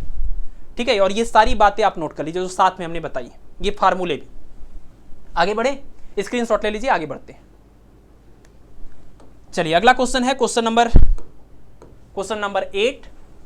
और क्वेश्चन नंबर 8 देखिए कितना ही पॉपुलर क्वेश्चन है कि पीजीटी, टीजीटी, जीआईसी सारे एग्जाम में ये पूछा जा चुका है। और इसमें कह रहे हैं कि if the distance of earth from sun would have been half the present distance then the number of days in a year would have been. फिर से उसी तरह का सवाल है जो आपने पीछे एक सॉल्व किया था अभी। क्या करना है इसमें, distance of earth from sun would have been half, है ना, उसमें क्या था r/4 किया था, इसमें क्या है हाफ कर रहे हैं। उसमें जो आंसर आपको बताना था वो ईयर के टर्म में बताना था, यहां पर जो आपको बताना है वो डेज के टर्म में। तो जो उसमें हमने ईयर वर्ड यूज किया था t1 इक्वल टू 1 ईयर, अब उस 1 ईयर को हमें 365 डेज बोलना है। जो पिछला सवाल आया था जिसमें आपका आंसर आया था 1/2 ईयर, यही ईयर की जगह पर अगर आप 365 डेज रख देते तो उस क्वेश्चन का आंसर भी आपको डेज में यहां पर मिल जाता। सेम क्वेश्चन ये भी है, बस इस बार क्या करना है, जो हमने डिस्टेंस वहां पर r/4 किया था वो डिस्टेंस ये कह रहे हैं कि r/2 करना है, और जो आंसर है वो ईयर में की बजाय आपको डे में देना है। तो ईयर का डे कैसे होगा ये तो आप समझ गए। बस बाकी चीज़ों को हम यहाँ से चेंज कर लेते हैं, और फार्मूला हमारे पास वही है। शुरुआती कंडीशन में जो T1 है वो तो हमें पता है अभी क्या है, पीरियड ऑफ रिवोल्यूशन जो अर्थ का है सन के अबाउट 1 ईयर है, लेकिन डेज में अगर बोले तो 365 डेज बोलेंगे इसको, है ना। ये चीज़ हमने वहाँ पर रिवोल्यूशन और रोटेशन का पीरियड ऑफ जो है ना टाइम पीरियड है उसके बारे में हमने आपको बता दिया। और R1 जो है वो उसको हम कुछ R बोल देते हैं, इनिशियल कंडीशन। फाइनल कंडीशन ये है कि हमें T2 पता करना है डेज के टर्म में, और जो R2 है वो इस R का कितना है, आधा, है ना। R2 जो है वो R का क्या है, आधा। सॉल्व कर लेते हैं। T और R के बीच में क्या रिलेशन होता है, तो T² प्रोपोर्शनल टू R3। ठीक है, यहां से हम निकालेंगे क्या, T2² upon T1² is equal to R2 upon R1 whole cube. R2 की वैल्यू रख दीजिए R/2, यहाँ पर R/2 और यहाँ पर R, तो क्या हो जाएगा देखिए R/2 और अपान में ये R का मतलब R/1, ये R से ये R कैंसिल हो जाएगा, और यहाँ बचेगा 1/2 जिसका क्यूब करेंगे तो हो जाएगा 1/8। तो 1/8 इज इक्वल टू T2² अपान में T1²। इसका आप स्क्वायर रूट ले लीजिए दोनों साइड का, तो स्क्वायर रूट लेने के बाद क्या हो जाएगा, ये हो जाएगा T2 और अपान में T1, और इधर स्क्वायर रूट 8 का स्क्वायर रूट लेंगे तो ये 4 × 2 था, 4 का 2 हो जाएगा और 2 का √2 हो जाएगा, तो 1/2 √2 हो जाएगा। और T1 को इधर ले जाइए तो आपको मिलेगा T2 is equal to T1/2 √2। और अब देखिए अगर ये क्वेश्चन का आंसर आपको ईयर के टर्म में दिया होता तो आप T1 की जगह पर लिखते सिर्फ 1 ईयर, लेकिन ये ऑप्शन आपको डेज के टर्म में दिया हुआ है तो आप T1 की जगह पर डेज लिखेंगे 365 डेज, और यहाँ पर आप जब लिखेंगे 365 डेज और डिवाइडेड बाई 2√2, अब ये एग्जैक्टली तो नहीं मिलेगा लेकिन आप इसको सॉल्व करेंगे तो अप्रॉक्सीमेटली 129 डेज के इक्वल आ जाएगा, और यही आंसर है। इसके आसपास कोई दूसरा ऑप्शन नहीं दिया हुआ है, इसीलिए ये क्या हो जाएगा, करेक्ट हो जाएगा। 365/2√2 इसको आप सॉल्व कर लेंगे तो आपको मिल जाएगा 129 डेज। ठीक है ना। चलिए, तो ये आपने देखा कि कितना इंपॉर्टेंट फार्मूला है, Kepler's law of planetary motion का तीसरा लॉ है। आगे बढ़ते हैं, क्वेश्चन नंबर 9 देखते हैं। क्वेश्चन नंबर 9 में कह रहे हैं the gain in potential energy of an object of mass m raised from the surface of earth to a height equal to the radius r of the earth is. Earth का radius कह रहे हैं अगर r है और m मास वाले किसी object को अर्थ के रेडियस के बराबर हाइट पर, अगर हम इस सिचुएशन को समझें, ये अर्थ है, ये सेंटर है, ये रेडियस है, और कह रहे हैं कि यहां पर कोई एक ऑब्जेक्ट है जिसका मास कितना है, इसका मास है स्मॉल m, और स्मॉल m मास वाले इस ऑब्जेक्ट को अर्थ के सरफेस से कितना ऊपर ले जाना है, जितना कि इस अर्थ का रेडियस है, that means h is equal to r, यहां पर लेकर के जाना है। तो आपको बताना है कि A से जब हम B लेकर के जाएंगे उस वस्तु को जिसका मास है स्मॉल m, तो इसकी पोटेंशियल एनर्जी में कितना इंक्रीमेंट होगा, इसकी पोटेंशियल एनर्जी कितनी बढ़ जाएगी। सबसे पहले हम आपको पोटेंशियल एनर्जी का कॉन्सेप्ट बताते हैं, फिर इस क्वेश्चन के ऊपर आते हैं। देखिए, आपको पता है पोटेंशियल एनर्जी का मतलब क्या होता है। पोटेंशियल एनर्जी का मतलब होता है इन्फिनिटी से किसी पॉइंट पर, और वो पॉइंट कहाँ है, इस अर्थ के ग्रेविटेशनल फील्ड के अंदर कोई पॉइंट है, तो इन्फिनिटी से अर्थ के ग्रेविटेशनल फील्ड के अंदर किसी पॉइंट तक ऑब्जेक्ट को लाने में जितना वर्क डन होता है उसी वर्क डन को हम क्या बोलते हैं, पोटेंशियल एनर्जी। ठीक है, इन्फिनिटी से किसी ऑब्जेक्ट को जिसका अपना कुछ मास होगा उस पूरे ऑब्जेक्ट को इस ग्रेविटेशनल फील्ड के किसी भी पॉइंट तक लाने में जितना वर्क डन होगा वही उस ऑब्जेक्ट का उस पॉइंट पर पोटेंशियल एनर्जी होगा। लेकिन रियलिटी ये होती है कि ऑब्जेक्ट को जब हम इन्फिनिटी से यहां लाने की बात करते हैं तो वहां हमें वर्क करना नहीं होता, work is not done, work is obtained, है ना। काम करना नहीं पड़ता बल्कि काम प्राप्त होता है, यानी हम नहीं करते हैं बल्कि ये ग्रेविटेशनल फील्ड खुद ही उस ऑब्जेक्ट को इन्फिनिटी से यहां पर अट्रैक्ट करती। तो जब वो अट्रैक्ट करती है वो अपनी खुद की एनर्जी एक तरह से इन्वेस्ट कर रही है, हम कुछ नहीं कर रहे हैं, तो ये जो वर्क डन है वो वर्क डन नहीं बल्कि वर्क ऑब्टेन्ड है, यानी W की वैल्यू हमें मिलती तो है लेकिन पूरी वैल्यू मिलती है निगेटिव में। इसीलिए हम कहते हैं कि किसी भी पॉइंट पर जब पोटेंशियल एनर्जी हम निकालते हैं तो वो potential energy minus of W, जहां पर W की न्यूमेरिकल वैल्यू, और माइनस इसलिए क्योंकि वर्क डन नहीं बल्कि वर्क ऑब्टेन्ड हो जाता है, ये इसका जनरल कॉन्सेप्ट है।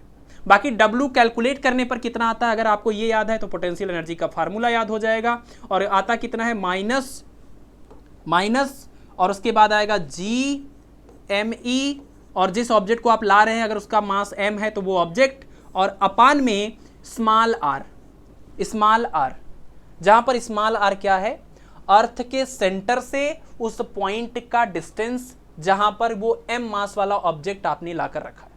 जैसे अगर m मास वाले ऑब्जेक्ट को आप यहां पर ला के रखे हैं तो यही स्मॉल r है, small r equal to capital R इसके लिए। लेकिन अगर आपने यहां पर ला के रखा है तो स्मॉल r यहां से लेकर यहां तक है, यानी r प्लस h हो जाएगा स्मॉल r के बराबर। ठीक है, तो सबसे पहले हम इस क्वेश्चन का जो सोल्यूशन करेंगे वो एक लॉन्ग मेथड से हम आपको बता रहे हैं, फिर शॉर्ट मेथड से बताएंगे।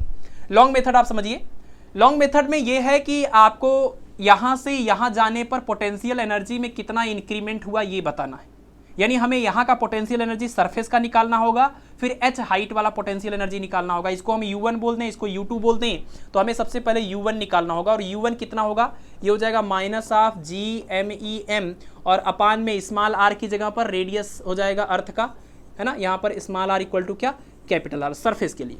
और h हाइट पर जब हम पॉइंट B पर लेकर गए उस ऑब्जेक्ट को, वहां पर अगर पोटेंशियल एनर्जी निकालें तो माइनस ऑफ GMEM, और यहां पर देखिए स्मॉल r किसके इक्वल है, r प्लस h के बराबर, यानी r प्लस h को हम स्मॉल r बोल रहे हैं, है ना, ये यहां से यहां तक की डिस्टेंस, तो यहां हो जाएगा कितना, RE प्लस h। अब अगर आप ध्यान से देखें U1 और U2 की वैल्यू को तो आपको एक चीज यहां दिख रहा होगा कि जो U1 की वैल्यू है, ये जो U1 की वैल्यू है वो वाली वैल्यू में नीचे r है और इस वाली वैल्यू में नीचे r प्लस h है, और अपान में वैल्यू बढ़ रही है तो डिवाइड करने पर इसकी न्यूमेरिकल वैल्यू कम आएगी, इसकी न्यूमेरिकल वैल्यू ज़्यादा आएगी, लेकिन ये माइनस में, ये भी माइनस में, और न्यूमेरिकल वैल्यू माइनस में जितना ज़्यादा होता है वो वैल्यू उतनी कम होती है। ठीक है ना, तो एक तो इन दोनों से ये बात साफ साफ पता चल रहा है कि U1 is less than U2, क्योंकि इसकी न्यूमेरिकल वैल्यू बहुत ज़्यादा है जो कि माइनस में है, और इसकी वैल्यू कम है और माइनस में, तो U1 U2 से कम है, ये बात क्लियर हो चुकी है। तो हमें ये पता चल चुका है कि सरफेस से h हाइट पर जाएंगे तो पोटेंशियल एनर्जी बढ़ेगी ही बढ़ेगी, घटेगी नहीं, पोटेंशियल एनर्जी में गेन होगा, ये बात क्लियर है। फिलहाल इन्होंने क्वेश्चन में पहले ही बोल दिया था तो कोई बहुत कन्फ्यूजन नहीं था इसमें, बट हम आपको ये दिखाना चाहते हैं कि गेन या पोटेंशियल एनर्जी में चेंज निकालने के लिए आपको U2 में से U1 को माइनस करना है कि U1 में से U2 को, तो gain in potential energy is equal to, यहाँ पर कुछ था और यहाँ जाकर और बढ़ गया, तो इस वाली वैल्यू में से इस वाली वैल्यू को, यानी U2 वाली वैल्यू में से U1 वाली वैल्यू को माइनस करेंगे तो गेन मिलेगा, और U2 माइनस U1 आप कर लीजिए।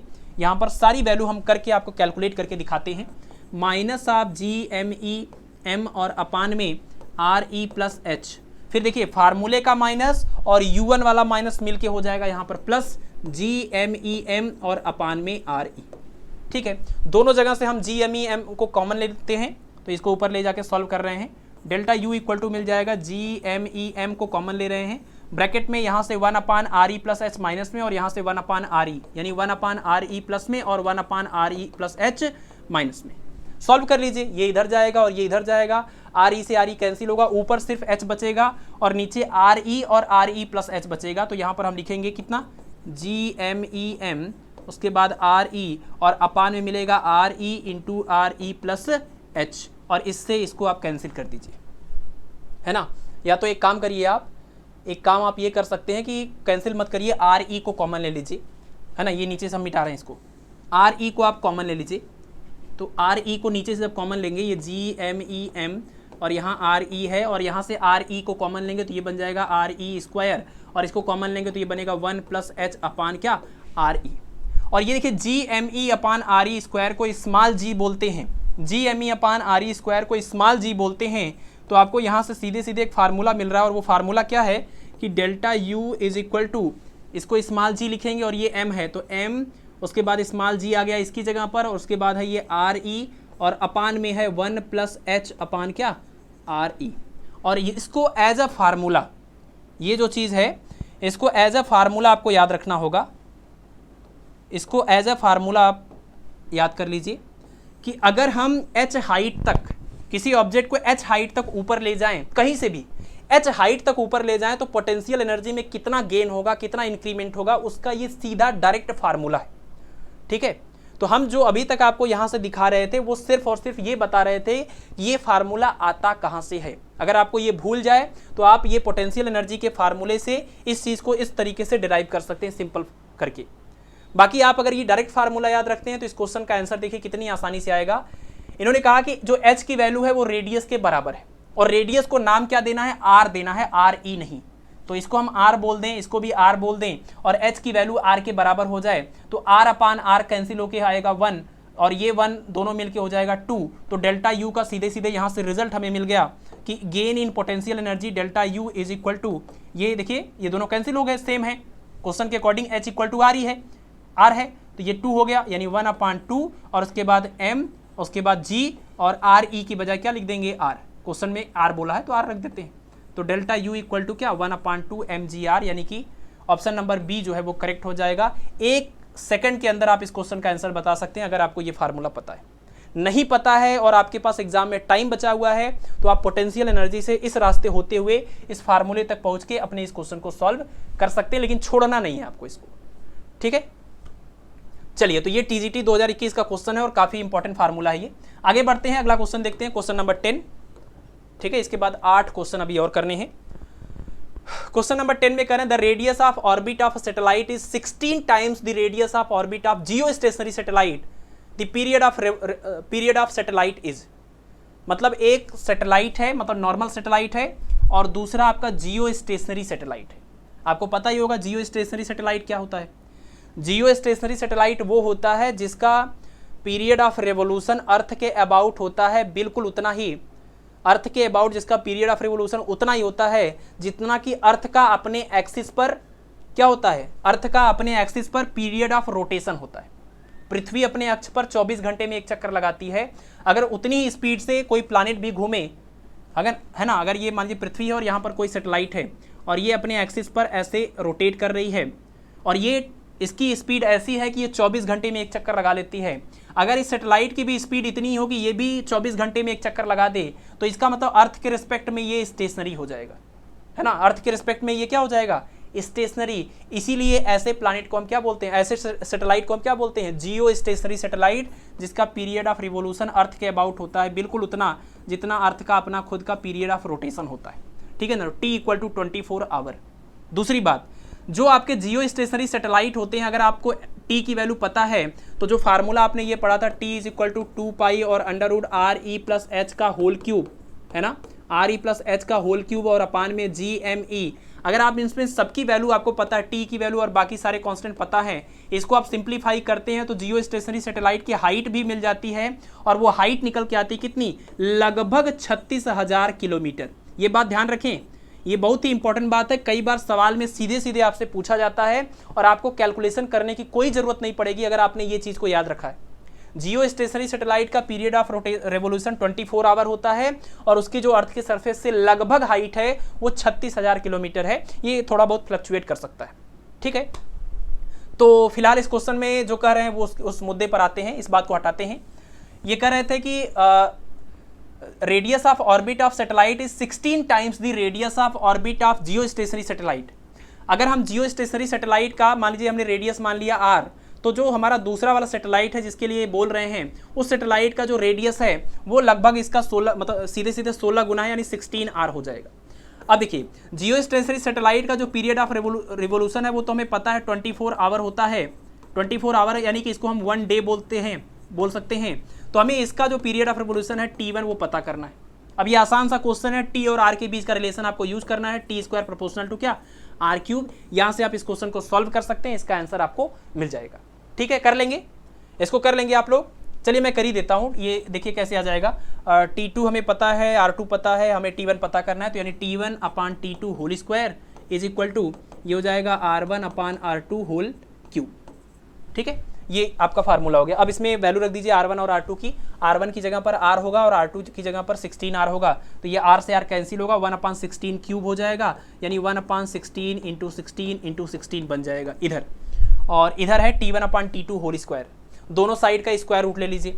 स्क्वायर रूट लेने के बाद क्या आएगा, स्क्वायर रूट लेने के बाद आएगा T1/T2 और इस साइड स्क्वायर रूट लेंगे, इसका पेयर बन गया 16, इसका हो जाएगा और इस 16 का 4 हो जाएगा, तो 16 यहाँ से और 4 यहाँ से 64 हो जाएगा, 1/64।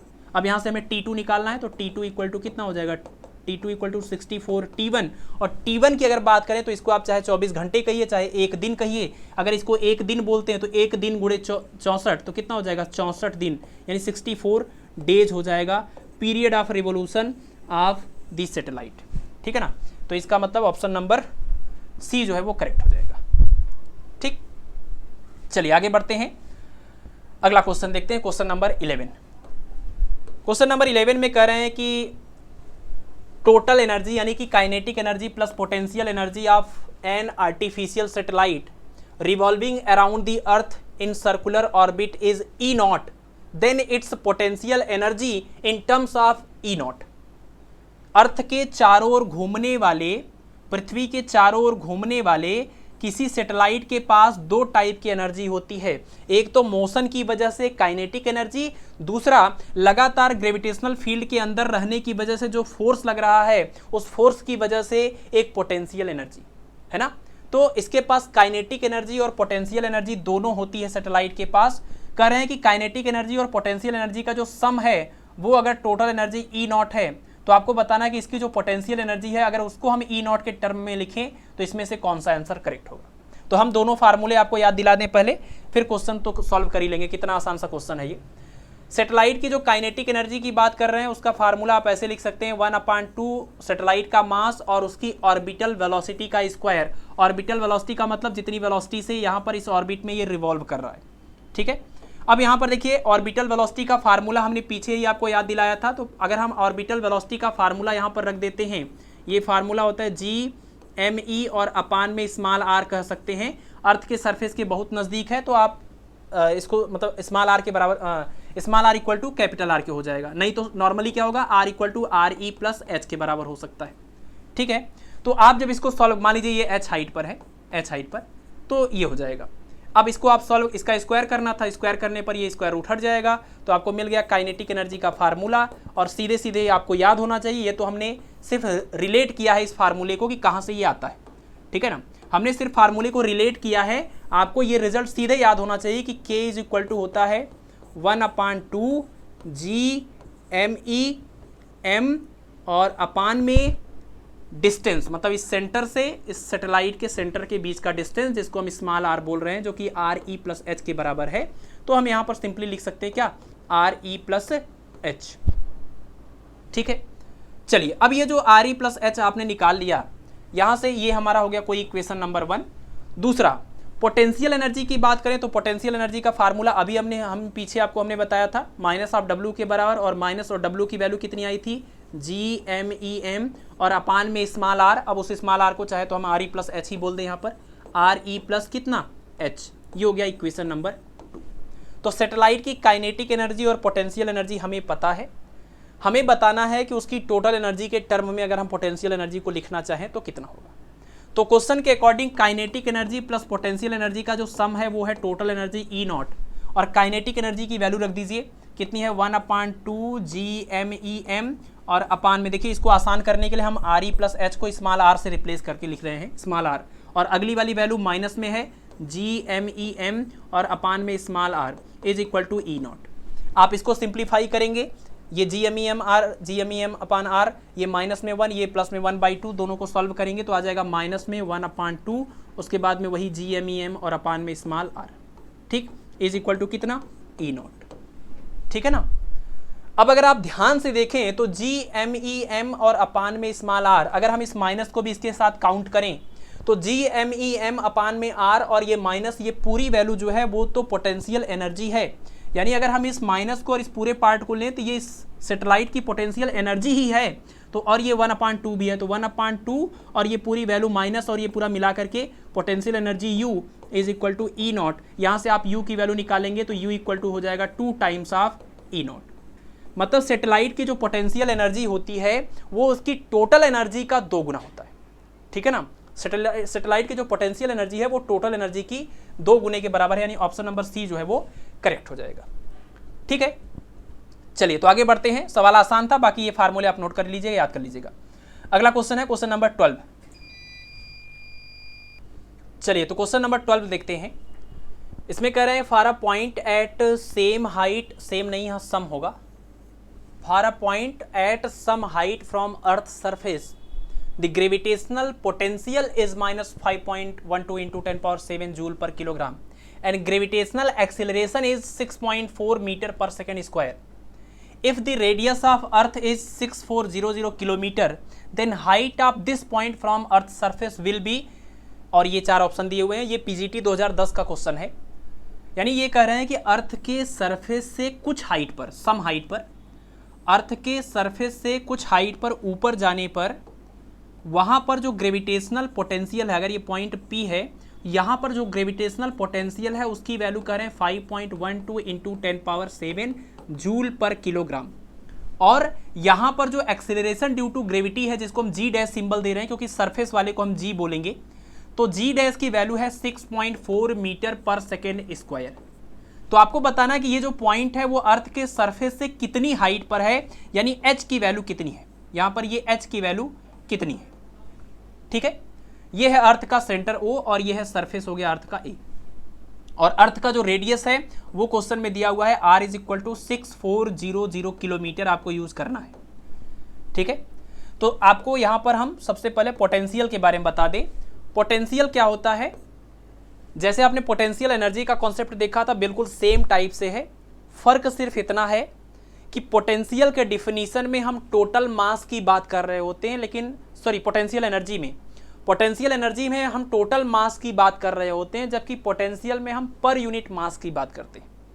यूनिट मास को इन्फिनिटी से ग्रेविटेशनल फील्ड के किसी पॉइंट तक लाने में जितना वर्क डन होता है वही उस पॉइंट का ग्रेविटेशनल पोटेंशियल होता है, और पोटेंशियल एनर्जी में टोटल मास को इन्फिनिटी से किसी पॉइंट तक लाने में जो वर्क डन होता है।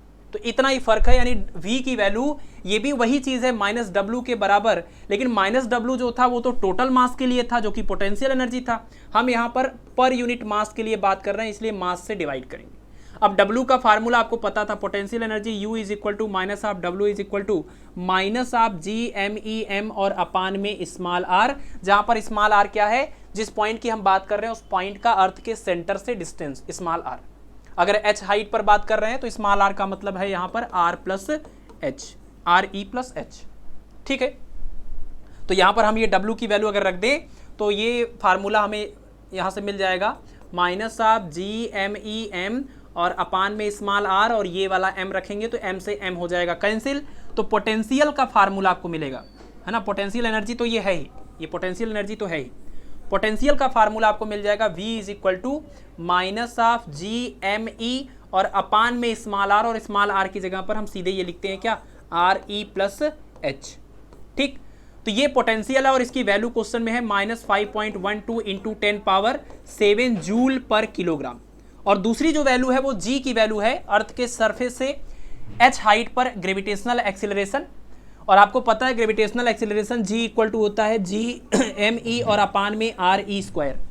ये फार्मूला हम तब यूज करते हैं जब हम अर्थ के सरफेस की बात करते हैं, और अर्थ के सरफेस की सेंटर से डिस्टेंस ये r है, r_e।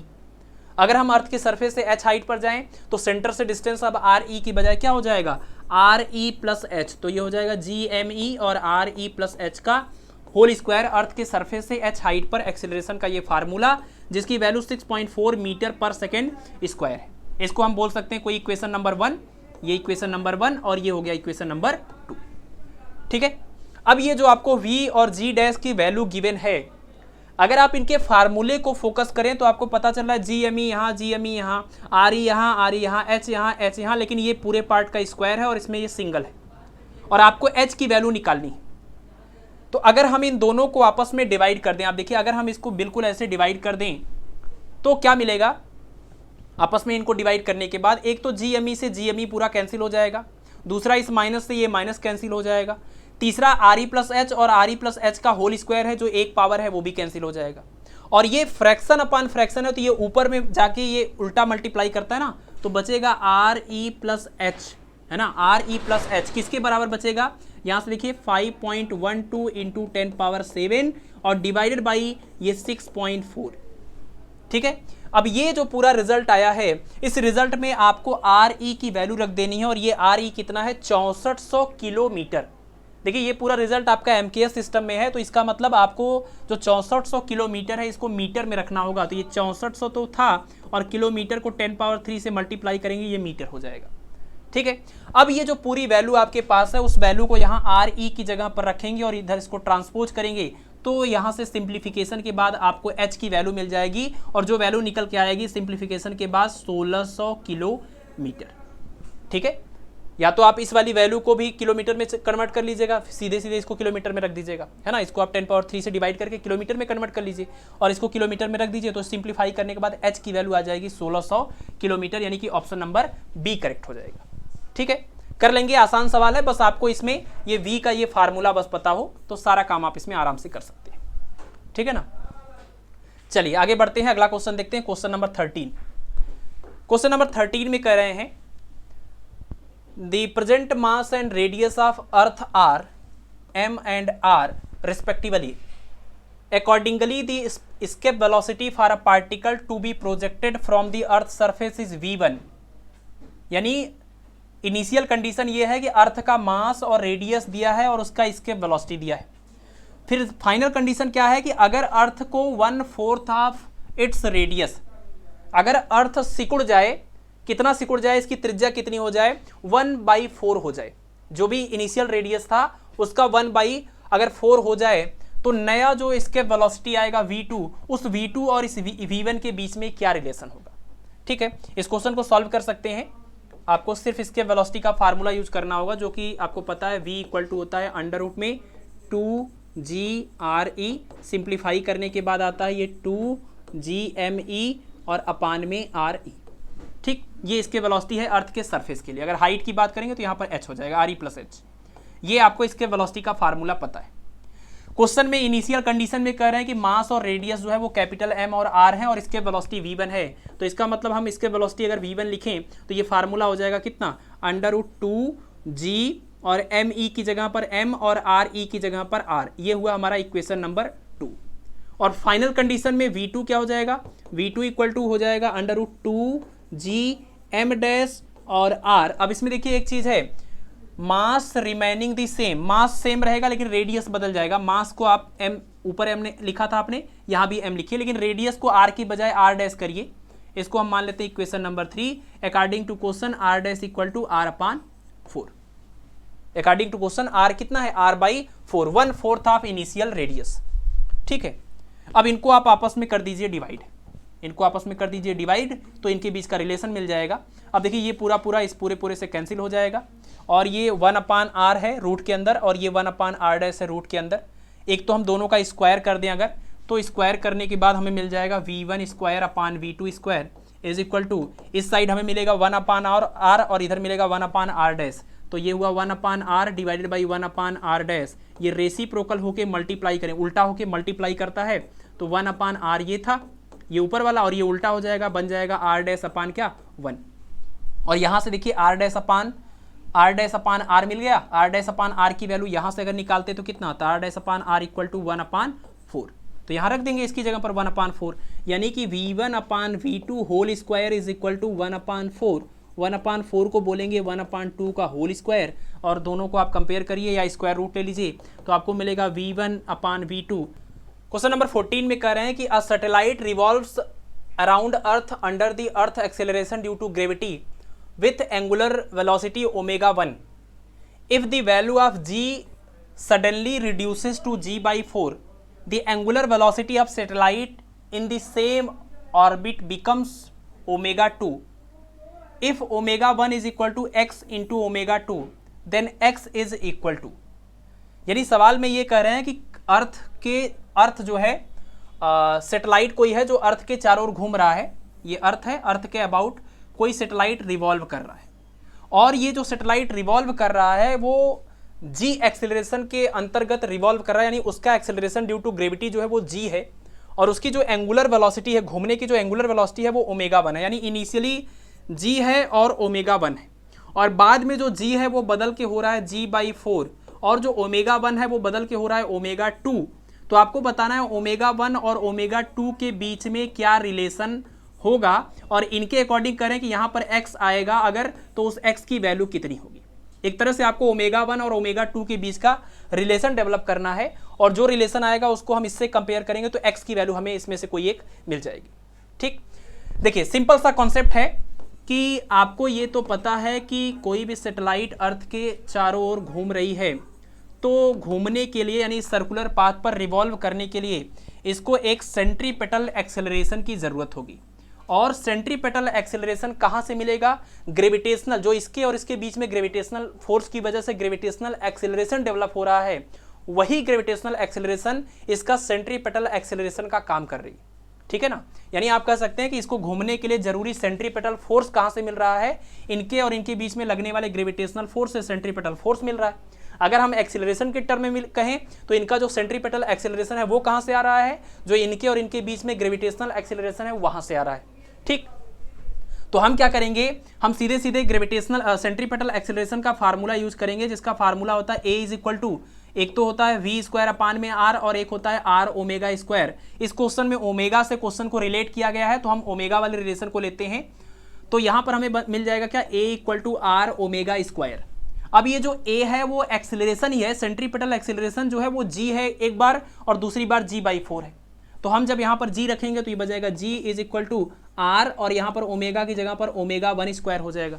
दूसरे कंडीशन में हम यहाँ पर जब G बाई 4 रखेंगे तो अब इसकी एंगुलर वेलोसिटी बदल गई है, ये R ये ओमेगा 2 स्क्वायर हो जाएगा। और इन दोनों इक्वेशन को अगर हम आपस में डिवाइड कर दें, इसको हम इक्वेशन नंबर 1, इसको इक्वेशन नंबर 2 बोलें, तो डिवाइड करने के बाद क्या होगा? G से ये G कैंसिल होगा, R से ये R कैंसिल होगा, ये 2 और ये 4 जो 1/4 है ऊपर जाएगा, तो आपको मिलेगा 4 is equal to omega 1 square upon में ओमेगा 2 स्क्वायर, स्क्वायर रूट ले लेंगे तो 2 is equal to omega 1 upon omega 2, that means omega 1 is equal to 2 times omega 2। ये रिलेशन हमने बना लिया, omega 1 is equal to 2 times omega 2, और question में दिया था omega 1 equal to X omega 2, यानी इस एक्स की जगह पर हमें क्या मिला है?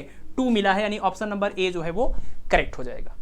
ठीक, यानी इस क्वेश्चन का सिर्फ एक कॉन्सेप्ट है कि सेंट्रीपेटल एक्सेलरेशन, यहां पर हम लिख देते हैं, इस क्वेश्चन का कॉन्सेप्ट यही है कि घूमने के लिए, सर्कुलर मोशन करने के लिए required centripetal acceleration is equal to gravitational acceleration. और आपको पता है ग्रेविटेशनल एक्सेलरेशन अर्थ के रोटेशन पर भी डिपेंड करता है, जिसका एक फार्मूला हमने आपको बताया था, G dash equal to G minus R E omega square cos square lambda, है ना। ओमेगा के ऊपर भी डिपेंड करता है G की वैल्यू, और यही ओमेगा बदलने से ही G की वैल्यू G से G बाई 4 हुआ है ना। इसकी एंगुलर वेलोसिटी बदलने से ही जो एक्सेलरेशन है वो G से G बाई 4 हुआ है, और ये ओमेगा 1 से ओमेगा 2 हुआ है। ठीक, तो ये कॉन्सेप्ट अगर आपको पता है, ये आप समझ रहे हैं, तो इस क्वेश्चन को आप सॉल्व कर सकते हैं। चलिए, थोड़ा सा ये है कि ये चीज़ तुरंत से दिमाग में क्लिक नहीं करती, क्योंकि हम लोग अक्सर क्या करते हैं, हम लोगों ने अक्सर सेंट्रीपेटल फोर्स और ग्रेविटेशनल फोर्स को इक्वल करके देखा है, या सेंट्रीपेटल फोर्स और आप कह सकते हैं टेंशन फोर्स को इक्वल करके देखा है, सेंट्रीपेटल फोर्स और इलेक्ट्रोस्टैटिक फोर्स को इक्वल करके देखा है। कभी हमने एक्सीलरेशन के टर्म में ऐसे कम क्वेश्चन अटेम्प्ट करते हैं, जिस वजह से ये थोड़ा आपको परेशान कर सकता है, लेकिन कॉन्सेप्ट वही है, ये बात आप ध्यान रखें। ठीक है, The distance of geostationary satellite from the center of Earth of radius r is, ठीक है, center of Earth of radius r is, आपको ये पता है अर्थ का ये सेंटर हुआ, ये सरफेस हुआ, और अर्थ के सरफेस से कितनी हाइट पर आपका ये जियो स्टेशनरी सैटेलाइट है। तो जियो स्टेशनरी जो सैटेलाइट होता है, अगर हम उसकी बात करें तो जियो स्टेशनरी सैटेलाइट के बारे में हमने आपको बताया है कि जियो स्टेशनरी सैटेलाइट का जो पीरियड ऑफ रिवॉल्यूशन होता है अर्थ के अबाउट वो होता है 24 आवर, और अर्थ के सरफेस से जो इसकी हाइट होती है वो होती है 36,000 किलोमीटर। ठीक है, 36,000 किलोमीटर। सवाल को ध्यान से पढ़िए, ये क्या कह रहे हैं, ये कह रहे हैं कि distance of Jio stationery satellite from the centre of earth, यानी हमें यहां से ये पूरी डिस्टेंस बतानी है जिसको हम स्मॉल आर बोलते हैं, हमें ये पूरा बताना है। तो स्मॉल आर कितना हो जाएगा, स्मॉल आर इक्वल टू हो जाएगा आर प्लस एच के बराबर। आर होता है आपका 36,000 किलोमीटर, प्लस में ये जो आपका एच होता है ये 6,400 किलोमीटर। अब इन दोनों को आप जोड़ दीजिए, 36 और 6 कितना हो गया, 42,400 किलोमीटर। और आपको ये देखना होगा इस 42,400 किलोमीटर इनमें से कौन सी वैल्यू को रखने पर हमें मिलेगी। ठीक है ना। एक तो और तरीका है, आप इस क्वेश्चन को सॉल्व भी कर सकते हैं, थोड़ा लेंदी वाला तरीका आप सोच सकते हैं। ये t इज इक्वल टू 2 और अंडर रूट में ये होता है ना आर क्यूब, यही है ना सेंटर से वहां तक आर क्यूब अपान में GME। ये भी एक तरीका है कि आप t की वैल्यू रखिए 24 आवर और ये सारी वैल्यू और उसको सेकंड में कन्वर्ट करिए और पूरा सिंप्लीफाई करिए, तो आपको यहाँ से r की वैल्यू मिल जाएगी जो कि एग्जैक्टली r के टर्म में होगी। ठीक है ना, ये चीज़ आप यहाँ से निकाल सकते हैं। लेकिन इससे आसान तरीका यह है कि आपको पता है सीधे सीधे 36,000 किलोमीटर होता है। 36,000 किलोमीटर में ये आर वाली वैल्यू को ऐड कर देंगे तो ये 42,400 किलोमीटर, और ये वैल्यू आपको मिलेगी इस वाली वैल्यू से। अगर आप 6.6 इंटू आर करें, आर की वैल्यू 6400 आप रख के इसको मल्टीप्लाई करिए तो ये लगभग आपको इतनी वैल्यू दे देगा, यानी कि ऑप्शन नंबर ए जो है वो करेक्ट हो जाएगा। ठीक है, चलिए तो आगे बढ़े। इस क्वेश्चन में कुछ नहीं करना, आपको सिर्फ ये जानकारी अगर है तो आप इस क्वेश्चन में ऑप्शन से भी चेक कर सकते थे कि कौन सा ऑप्शन आपके आंसर के सबसे ज़्यादा करीब है। तो सबसे ज़्यादा जो करीब है वो यही है। अगर इसके अलावा कोई ऑप्शन ले लेंगे, जैसे ये तो काफ़ी नीचे है और ये फिर आगे और ये आगे निकल जाएगा, यही सबसे ज़्यादा नज़दीक है इस वैल्यू के। ठीक है ना, बाकी आप यहाँ से भी सॉल्व करेंगे तो आपको आर की वैल्यू यहाँ से मिल जाएगी। ठीक है, आर की वैल्यू यहाँ से मिल जाएगी। अगला क्वेश्चन देखिए, क्वेश्चन नंबर 17। क्वेश्चन नंबर 17 में कह रहे हैं कि escape velocity of monkey on earth surface is 11.2 kilometre पर सेकेंड। मतलब अर्थ के सरफेस पर बंदर का जो एस्केप वेलोसिटी है, पलायन वेग है, वो 11.2 किलोमीटर पर सेकेंड है। Then the escape velocity of an elephant, हाथी का एस्केप वेलोसिटी कितना होगा। अर्थ के सरफेस पर ही पूछ रहे हैं, कहीं और किसी दूसरे प्लानेट पर नहीं पूछ रहे। देखिए जो एस्केप वेलोसिटी का फार्मूला होता है वो फार्मूला आपको सीधे सीधे क्या बोल रहा है, यही फार्मूला है। और इसको आप एक दूसरे तरीके से और भी लिख सकते थे, 2GME/RE। ये फार्मूला आपको साफ साफ कह रहा है कि अर्थ के सरफेस से किसी भी ऑब्जेक्ट का जो एस्केप वेलोसिटी है वो एस्केप वेलोसिटी इस ऑब्जेक्ट के मास पर डिपेंड नहीं करता, बल्कि इस प्लानेट या कह लीजिए अर्थ के मास और उसके रेडियस पर डिपेंड करता है ना। जैसे आपको पता है स्मॉल जी की वैल्यू ऑब्जेक्ट के ऊपर डिपेंड नहीं करती, ऑब्जेक्ट के मास पर डिपेंड नहीं करती। यहाँ पर देखिए ऑब्जेक्ट का मास है ही नहीं। इसी तरह से आपका एस्केप वेलोसिटी भी इस ऑब्जेक्ट के मास पर डिपेंड नहीं करता। ये चींटी हो, चाहे हाथी हो, चाहे बंदर हो, चाहे बकरी हो, इससे कोई फर्क नहीं पड़ता है। सबकी एस्केप वेलोसिटी अर्थ के लिए कितनी होगी, 11.2 किलोमीटर पर सेकेंड। तो ये बात हमें इसी फार्मूले से ही पता चलेगा कि ये ऑब्जेक्ट के मास पर डिपेंड नहीं करता है, यानी कि इक्वल टू 11.2 किलोमीटर पर सेकेंड। ऑप्शन नंबर सी जो है वो करेक्ट हो जाएगा। ठीक है ना। चलिए अब लास्ट क्वेश्चन की ओर बढ़ते हैं, क्वेश्चन नंबर 18, जो कि आज की क्लास का लास्ट क्वेश्चन होगा। बाकी 2 क्वेश्चन आपके लिए होमवर्क होंगे। क्वेश्चन नंबर 18 बहुत ही इंपॉर्टेंट है क्योंकि इसमें एक ऐसा फार्मूला यूज हुआ है जिसको बहुत कम लोग याद रखते हैं। ठीक है, तो वो फार्मूला भी आपको याद रखना है। साथ ही वो फार्मूला अगर भूल जाए तो उसको कैसे हम किसी दूसरे फार्मूले से डिराइव करके वहां पहुंच सकते हैं, ये भी आपको ध्यान रखना है, जो हम आपको बताएंगे। तभी आपको इस क्वेश्चन के ऊपर आना है। देखिए इसमें कह रहे हैं कि the radii of 2 planets are respectively R1 and R2 and their densities are respectively ρ1 and ρ2, the ratio of acceleration due to gravity g1/g2 at their surface is। ठीक है, यानी क्या कह रहे हैं कि the radii of 2 planets, 2 planets की बात हो रही है, 2 प्लैनेट्स की, और इनका जो रेडियाई है, रेडियस है, वो R1 और क्या है, R2 है। ठीक, और उसके बाद इनकी जो डेंसिटीज हैं, इनकी डेंसिटी है ρ1 और इनकी डेंसिटी है ρ2। तो आपको बताना है कि इसके सरफेस पर और इसके सरफेस पर जो एक्सेलरेशन ड्यू टू ग्रेविटी होगा g1 और g2, इस g1 और g2 का क्या रेशियो होगा, यानी आपको g1/g2 बताना है, g1/g2 बताना है। ठीक है, अगर इस क्वेश्चन के आंसर की बात करें तो सीधे सीधे एक रिलेशन होता है, एक फार्मूला होता है, g = 4/3 pi ji row are, ये एक फार्मूला होता है जिसको आप यूज कर सकते हैं इस क्वेश्चन को सॉल्व करने के लिए। G1 बाई G2 कर दीजिए और यहां से ρ1 और r1 हो जाएगा, यहां से आपको इसका आंसर मिल जाएगा। क्या मिलेगा आप देख लीजिए, इस फार्मूले के अकॉर्डिंग अगर हम देखें तो हमें मिलेगा यही G1 upon G2 is equal to, बाकी चीजें यहां तक तो पूरा कांस्टेंट है, ये तो पूरा कांस्टेंट है, कैंसिल हो जाएगा, बचेगा क्या ρ1 r1 अपान ρ2 r2, है ना। यही इस क्वेश्चन का आंसर हो जाएगा अगर आपको ये फार्मूला याद है तो, यानी कि ρ1 r1 upon ρ2 r2 option number B correct हो जाएगा। लेकिन ये फार्मूला आया कहां से, और अगर मान लीजिए मिस हो जाए, क्योंकि ये फार्मूला उतना पॉपुलर नहीं है कि आपको हमेशा याद रहे, इसके लिए आप क्या कर सकते हैं, इसके लिए आप देखिए इस फार्मूले की तरफ चलिए। एक तो आपको पता है कि अर्थ का मास निकालना होता है तो हम ये फार्मूला यूज करते हैं ना, G equal to G M E upon R E square. Earth का रेडियस पता है, जी की वैल्यू पता है, ये जी की वैल्यू पता है, यहाँ से हम मास ऑफ अर्थ निकाल सकते हैं। कितना होता है देख लीजिए जरा, जी आर ई स्क्वायर और अपान में कैपिटल जी, और इन सब की वैल्यू को रखते हैं तो ये लगभग निकल के आता है 5.9 इंटू 10 पावर 24, जिसको हम लगभग 6 बोल रहे हैं आसानी के लिए, 6 इंटू 10 पावर 24 किलोग्राम ये अर्थ का मास है। ठीक, दूसरा, अगर हमें अर्थ की डेंसिटी निकालनी हो तो क्या करेंगे, है ना, अगर हमें अर्थ की डेंसिटी निकालनी हो तो क्या करेंगे, और वही डेंसिटी के कॉन्सेप्ट में ये फार्मूला हमें मिल जाएगा। डेंसिटी क्या होगा, डेंसिटी का फार्मूला क्या होता है, डेंसिटी इक्वल टू ये देखिए मास, डेंसिटी इक्वल टू होता है मास अपान में वॉल्यूम, तो सॉरी यहाँ से मास निकाले अगर तो मास इक्वल टू क्या हो जाएगा, वॉल्यूम इंटू डेंसिटी, है ना, यहाँ से मास को ही निकालते हैं तो अर्थ का मास इक्वल टू अर्थ की डेंसिटी और इंटू में इसका वॉल्यूम, ठीक। चलिए अब डेंसिटी का फार्मूला हम यहाँ पर इसको और सिंप्लीफाई करते हैं, तो मास यानी कि mass of earth M E is equal to, density को रो से रिप्रेजेंट करेंगे, और वॉल्यूम की बात करें तो अर्थ जो है वो स्फीरिकल इसको लेंगे, और इस स्फीयर का वॉल्यूम 4/3 पाई और रेडियस का power 3, radius of earth are E cube. ठीक, ये हो गया। अच्छा, अब इसके बाद देखिए जरा कि ये जो फार्मूला है एम ई का, इस अगर हम एम ई के फार्मूले में देखें, यहाँ से अगर हम एम ई का फार्मूला ये जो हमने लिखा था, ये फार्मूले को अगर हम यूज करें, क्योंकि हमें क्या है जी और रो और आर के बीच में रिलेशन चाहिए, स्मॉल जी और रो और आर के बीच में रिलेशन चाहिए।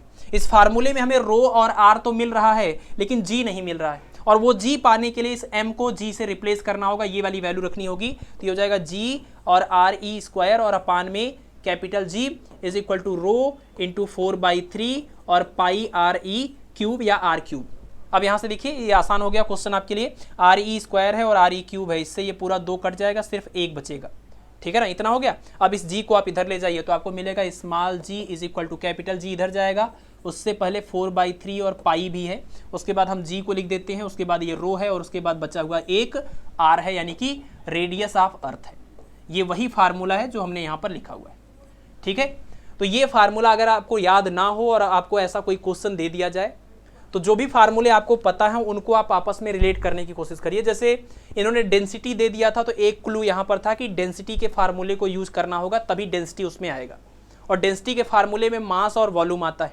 वॉल्यूम आपको क्लियर है कि 4/3 पाई आर क्यूब यूज करेंगे तो अर्थ का रेडियस या इस प्लानेट का रेडियस आ गया, तो डेंसिटी और रेडियस तो आ गया, लेकिन अभी स्मॉल जी नहीं आया, और स्मॉल जी लाने के लिए आपको मास वाला ये मतलब स्मॉल जी और कैपिटल जी के बीच का जो रिलेशन है इसमें मास आता है, तो इस मास को आपको रिप्लेस करना होगा स्मॉल जी से, तो वो रिजल्ट आपका इस तरीके से मिल जाएगा, और दोनों का रेशियो निकाल लीजिए, आपका ऑप्शन नंबर बी जो है वो करेक्ट हो जाएगा, ठीक है।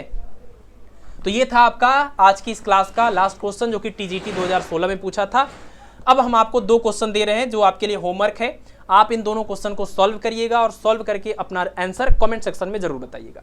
तो क्वेश्चन नंबर 19 में देखिए क्या है, acceleration due to gravity on earth surface and on a planet are GE and GP, मतलब अर्थ के सरफेस पर एक्सीलरेशन ड्यू टू ग्रेविटी को जीई बोल रहे हैं, किसी दूसरे प्लैनेट के सरफेस पर एक्सीलरेशन ड्यू टू ग्रेविटी को जीपी बोल रहे हैं।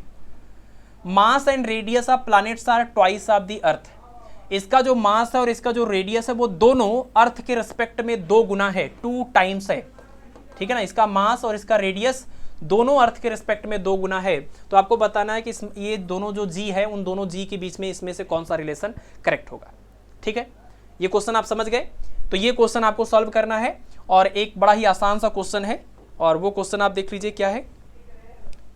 Dimension of intensity of gravitational field is equivalent to which of the following quantity. इन चारों में से ऐसी कौन सी फिजिकल क्वांटिटी है जिसका यूनिट और डायमेंशन किससे मैच करता है? इंटेंसिटी ऑफ ग्रेविटेशनल फील्ड से। ऑप्शन है मोमेंटम, वेलोसिटी, फोर्स और एक्सीलरेशन। ठीक है, तो बस आज की क्लास के लिए इतना ही रखते हैं।